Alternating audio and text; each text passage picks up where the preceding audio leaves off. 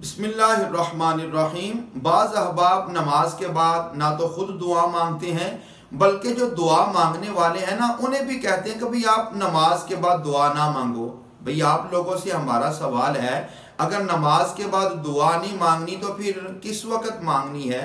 इधर हम अल्लाह ताला की इबादत करें। प्यारे आका मौला सल्लल्लाहु ताला अलैहि वसल्लम ने फरमाया कि दुआ इबादत का मग़ज़ है, और आप लोग कहते हो कि भाई नमाज के बाद दुआ ना मांगो।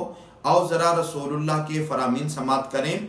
तिबरानी के अंदर हदीस पाक है, नबी अकरम सल्लल्लाहु ताला अलैहि वसल्लम ने फरमाया, जब कोई कौम अल्लाह ताला से हाथ उठाकर दुआ मांगती है तो अल्लाह ताला पर लाजिम है, हक है कि उनकी दुआ को कबूल फरमाए। अब यहाँ पर कौम के अल्फाज हैं, इन अल्फाज से हम इनफिरादी तौर पर, इज्तिमाई तौर पर और बिलखुसूस इज्तिमाई तौर पर तो वाज़ेह अल्फाज हैं कि जब कोई कौम कहते हैं लोगों के इज्तिमा को, जब वो अल्लाह से दुआ मांगे तो अल्लाह उनकी दुआ को रद्द नहीं करता, कबूल फरमाता है। तो क्या हम लोग अपने इस अमल से लोगों को अल्लाह ताला के करीब कर रहे हैं या दूर कर रहे हैं? और दूसरी हदीस पाक सुने, नबी अकरम सल्लल्लाहु ताला अलैहि वसल्लम ने हज़रत मुआज़ से फरमाया, ए मुआज़, मैं तुमसे मोहब्बत करता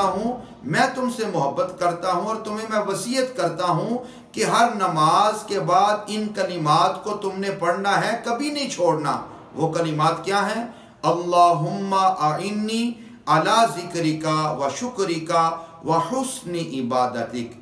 और मेरे दोस्तों, रसूलुल्लाह एक सहाबी को फरमाए कि तुमने ये कलिमात हर नमाज के बाद पढ़ने हैं, छोड़ने नहीं। तो ये क्या मुमकिन है कि रसूलुल्लाह ने बाकी सहाबा को मना किया हो, या ये अल्फाज रसूलुल्लाह ने अपनी बाकी उम्मत को मना किए हो, या रसूलुल्लाह ने मना किया हो कि भाई जब एक मांगे तो बाकियों ने खामोश रहना है, जब एक मांगे तो बाकियों ने उठ के चले जाना है? ये लोग जो नमाज के बाद हाथ उठाकर दुआ नहीं मांगते, वो लोग अपने दिलों के अंदर अल्लाह का खौफ पैदा करें। नबी अकरम सल्लल्लाहु ताला अलैहि वसल्लम की दुआ के अंदर जो कसरत है, प्यारे आका ने किस एहतिमाम के साथ जो दुआएं मांगा करते थे, और आज की जो उम्मत है वो कहती है कि भाई दुआ नहीं मांगनी चाहिए। अल्लाह ताला हम सब को अमल की तौफीक अता फरमाए।